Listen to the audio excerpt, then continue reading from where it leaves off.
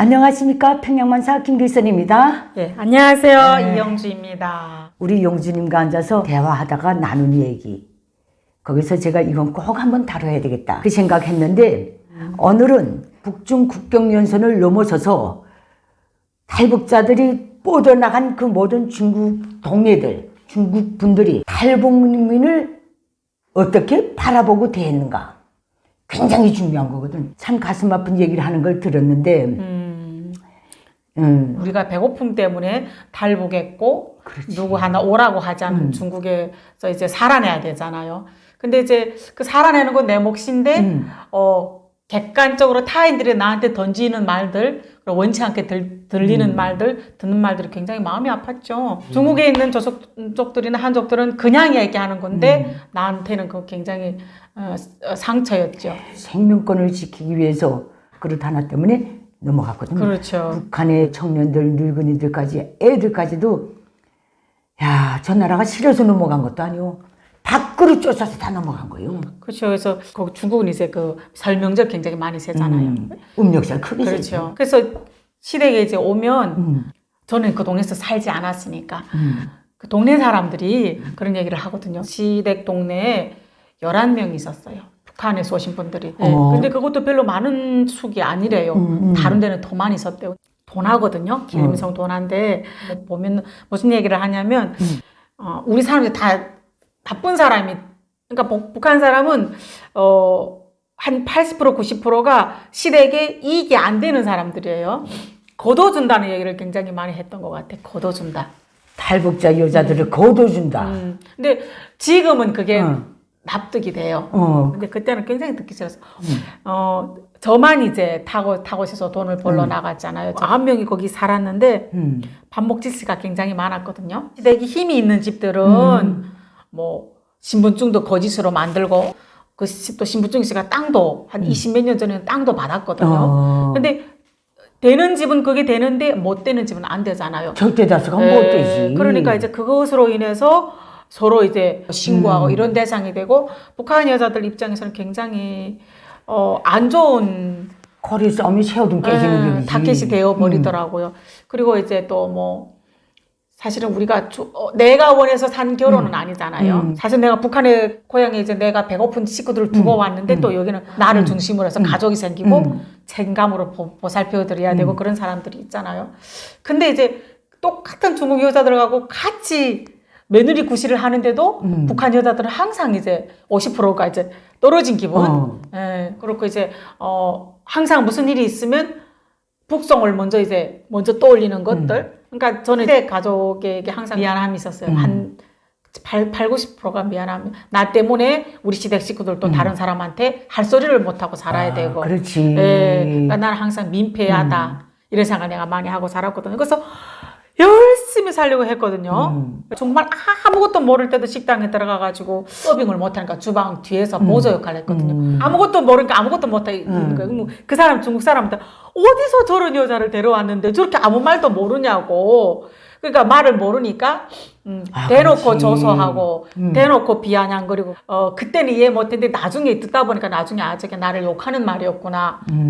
중국말을 이제 깨치게 되니까 그렇게 되더라고요. 그래서 야 이제 사실 우리도 이격도 있고 부모도 그렇지. 있고 나를 아껴주는 사람들도 있고 어딘가에는 있었는데 나도 사랑받고 자랐던 딸인 귀한 딸인데 이제 그 뭐 밥그릇 하나 때문에 남이 나라 중국에 와버리니까 이제 상황이 확 바뀌어버렸잖아요. 그래서 저는 항상 열심히 살려고 노력을 했고 순제돼서 고향에 가면 막 얘기를 하거든요. 눈의 며느리는 이렇게 살았고 눈의 며느리는 이렇게 살았고 누구의 며느리 그러니까 자기네 기준으로 봤을 때 다 안 좋은 것들이잖아요. 그런 얘기를 하거든요. 저는 이제 그게 굉장히 싫었거든요. 뭐 시아버지가 무슨 간부였어요. 예전에 대장했대고 시골에서. 그러니까 이제 명절에 손님들이 많이 와서 반찬 만들고 아줌마들이 그런 얘기를 막 하거든요. 그래서 제가 손 붙들고 그런 얘기를 하거든요. 저희 원래 그런 사람들은 아니었어요. 저희도 고향에서 다 열심히 살았고 부모 밑에서 다 귀하게 살았던 사람들인데 나라가 이 정도 되니까 우리가 이렇게 탈북해가지고 가족들 살려야 되고 해서 중국에 왔는데 또 중국에 오니까 내가 원하는 대로 안 흘러가잖아요. 그렇지. 달려가야 되고 또 이 발린 데서 안 되니까 여러 번 발려야 되고 우리 각자들은 다 아픔이 있고 슬픔 있는 사람 예쁘게 봐달라고 그래서 그런 말도 했고 나 혼자만이라도 좀 열심히 살아서 북한에서 탈북한 여자들은 저런 애들이 아니구나 이런 거를 증명해 보이고 싶었어. 정말 열심히 살았어요. 저는 내가 그런 얘기도 했거든. 나는 우리 집 아저씨도 뭐 이제 얘기하는 누구 집 아저씨처럼 똑같으면 나도 그 사람과 안 산다 도망친다. 근데 하도 내가 남편을 잘 만났기 때문에 잘 살려고 노력하는 거지. 사람마다 다 각자가 처한 상황이 있다. 중국 여자들은 그렇게 해야 되는데 탈북자들은 왜 그렇게 하면 안 되나. 진짜 국가라는 감투를 뺏겨놓고 보면 다 같은 여자고 누구나 품을 수 있는 감정인데 이거는 그 북한에서 도망쳐 왔다는 그거 하나 때문에 유독 그렇게 하는 거는 억울하지. 그러니까 뭐라지 이제 북한이라는 나라는 국격이 허물어진 나라잖아요. 자기 국민들을 책임질 수가 없으니까 이제 그냥 이제 탈북으로 내몬 거잖아요. 도문이나 그 계산툰이나 거기 두만강 있잖아요. 밥 먹고 마실 삼아 두만강에 마대를 턱 찌고 나가면 북한 여자들 한 마대씩 주워서 들어왔지. 그 정도로 한 20만 명이 탈북을 했다 하더라고요. 그러니까 정확한 숫자는 모르지만 진짜 그 탈북이 아니었으면 우리가 다 굶어 죽지 않았나 그런 생각도 들거든요. 탈북이 아니었으면 정말 다 굶어 죽었지. 나라가 우리를 등 떠밀어서 보냈는데 그 책임 우리가 또 안아야 되잖아요. 왜 내가 동정의 대상이 돼야 되고 왜 내가 불쌍한 사람이 돼야 되고. 그래서 중국에 저는 이제 감사한 것도 많고 감사한 것도 많지. 도망친 자로서는. 왜냐하면 이제 저는 이제 좀 탈북한 사람 중에 잘 된 케이스거든요. 근데 이제 제 주변에 그 시골에서 살던 여자들은 보면 그 몸값을 이제 중국의 브로커들이 매겨주는 거잖아요. 그 사람들이 저희들이 값을 정하고 불쌍하고 걷어줘야 되고 그다음 또 공안에 오면 또 막 쉬쉬해서 빨리 어디로 그러니까 항상 그 삶에는 민폐라는 생각이 항상 뒤따랐던 것 같아요. 그렇지. 그러니까 공산국가 중국 대륙에서 살 때는 인정 많은 사람도 많았고 다 많았지만 정당에는 끝이 별로 좋지 않아. 걷어주는 입장하고 나도 희망이 있고 꿈이 있고 사랑 있고 내가 바라보는 어떤 결혼의 이상 대상도 있었는데 모든 걸 무시당하고 뺏기고 팔려다니다시피 가다 나니까 거기서 진짜 운이 좋아서 잘된 케이스는 그 사람 복이야. 사람이 생각하기에 따라서는 걷어준 사람도 한이 있을 수 있고 거둠을 받은 사람도 한이 있을 수 있어. 서로. 그게 또 인간 세계거든. 그래도 오늘 쭉 돌이켜보면 조선족 사회라는 그 완충지대가 없었으면 도망치지도 못했어. 그렇죠. 여기면 우리가 올 수도 없었고. 공산 중국에서 사는 분들 중에서 중국 국민 중에서 탈북자들을 접했던 이렇게 저렇게 맞아들였던 또 한 식구로 거뒀던 그렇지 못했던 중국 쪽의 인간관계를 생각해보면 불쌍하고 거둬줘야 될 사람이지만은 이거 법 밖에 인간은 또 없다고 그 법이라는 공산법이 있다나니까 그 갈등 속에서 약간이라도 불이익당하고 탈북녀 때문에 침해당하면 그때는 또 여지없이 멸시해. 맞아요. 그건 어쩔 수 없어. 우리도 그럴 수도 있어. 그 본능이에요, 본능. 그 본능이야. 강자, 약자. 약자의 본능이고. 우리는 그 사람들한테 목줄이 달려있으니까. 생명권이 달려있거든. 그렇죠. 밥은 주워 먹어도 되지만은. 그러니까 그게 우리는 또 한이 되는 거야. 그렇죠. 조선족, 그 다음에 한족들을 놓고 볼 때는. 나는 또 주변의 아픔들을 내가 많이 봤던 것들이 우리 동네에서도 많았거든. 시어머니가 너무 며느리가 싫은 거예요. 이 시어머니는 혼자 된 지 한 몇십 년 됐대. 외아들 키우고 살았는데. 북한에서 탈북한 여자가 이제 며느리로 들어왔잖아요. 결혼은 시켜야 되지만 또 실질적으로 집안에 들어오니까 미운 거예요. 그래서 진짜 천대를 많이 했어요. 북한에서 온 여자는 가족도 없어요. 사돈도 없고 어려할 이유도 없고. 그렇지. 그 여자를 이제 때렸나 봐요. 며느리를 막 때리고. 근데 그래도 잘 견뎌내고 지혜로운 여자들도 많더라고요. 그 아팠거든요. 그런 거 보면서. 저희 시아버지는 중국 뉴스에서도 북한에 대한 얘기를 막 나오면 야 너네 나라에서 이렇게 좋은 일이 있었다고 얘기해 주거든요. 항상 제 편이 되어 주시고 그래가지고 따뜻했었거든요. 근데 그와 반대로 사실 안 된 집이 더 많지. 나는 중국 조선족이었으며 중국 공산당원이었으며 연변의학대학병원 이비인후과 과장이었던 우리 외삼촌이 말이 그게 정답이라고 보거든. 우리 외삼촌이 그러시대. 난 친척이지만 너희를 걷어줄 수는 없다. 나는 너희를 보호해줄 수 없다. 그러나 너희가 오다 가다 어디서 죽었다면 나는 네 시체는 거두주마. 슬픈 말이다. 어찌 보면 중국 사람들이 불쌍하게 여기지만은 책임 못 진다는 걸 정확히 알은 거야. 그러니까 그분들도 탈북민 하면 혀를 털고 대한민국에 온 탈북민들도 혀를 터는 거야. 쌍방이 서로. 그렇죠. 그런 관계야. 나는 우리 외삼촌이 그 말이 도무지 내려가질 않아서 대한민국에 온 다음에 내가 조사기관에서 그 얘기까지 다 그 말을 듣고 내가 정신을 차렸다. 그래서 우리 대한민국 그때 문을 두드렸다 그 얘기를 했더니 기본조사 끝난 다음에 나보고 외삼촌한테 전화하라 그러더나. 나는 대한민국 기가 너무 고마워. 그 내가 거기 너무 마음 아파서 울면서 그 주문을 했는데 그 조사관이 그러더라. 여사님 오늘 나갑시다 하더니 어느 공중전화에서 외삼촌 전화번호 알죠? 다 외우고 있었거든. 전화 한번 하세요. 대한민국에 왔다는 거 당당히 말씀하십시오. 그래서 내 전화 걸었거든. 우리 외삼촌이 너무 놀라서 빠져서 너 길자야. 너 지금 대한민국에 있다고. 내 지금 소림이다 삼촌이니까. 야, 너 정말 대단하다. 길자야, 너 정말 대단하다. 정말 대단하고 너한테 미안하다. 그때 그 소리를 너무 우리 삼촌이 목소리가 커. 와와하다 나니까 그 조사관도 들었거든. 난 그때 너무너무 감사해서 인간은 이런 존재야.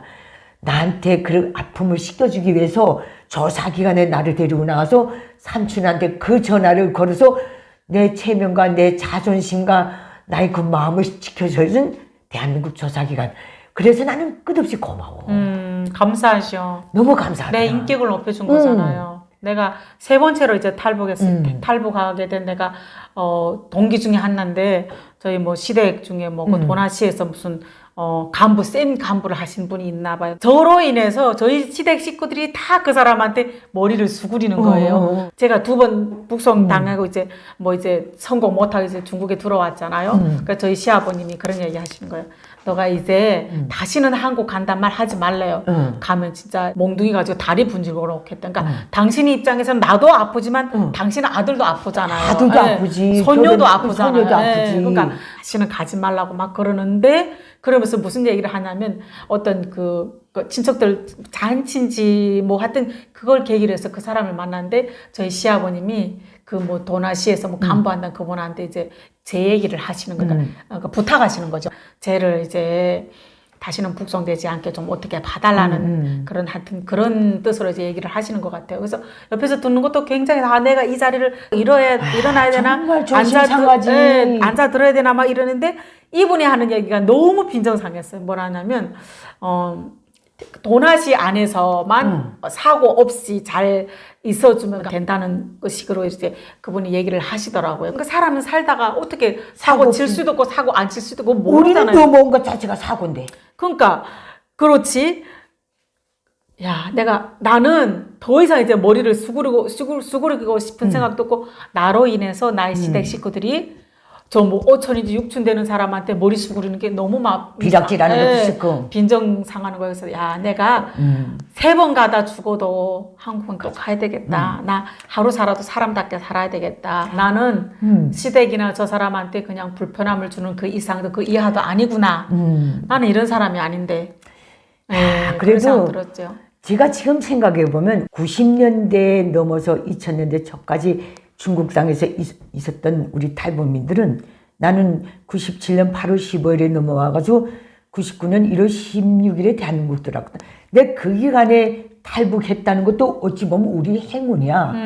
그 기간에는 중국 조선족 사회도 그렇고 탈북민과 접촉했던 모든 사람들이 지극한 불쌍함을 여기고 우리를 가능한 것 인정이 닿는 것 정말 우리가 믿기 안 걸면 숨겨주려고 했어. 그렇죠.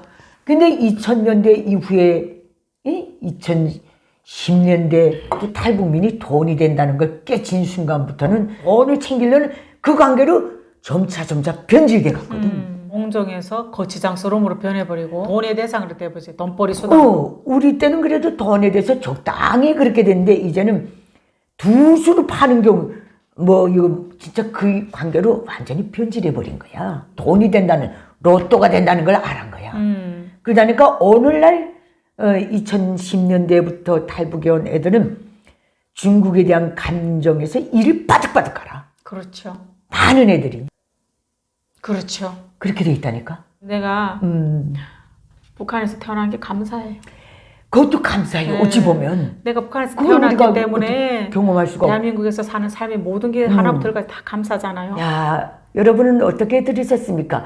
북한 탈북민들을 바라보는 중국 그 연구자들의 시각.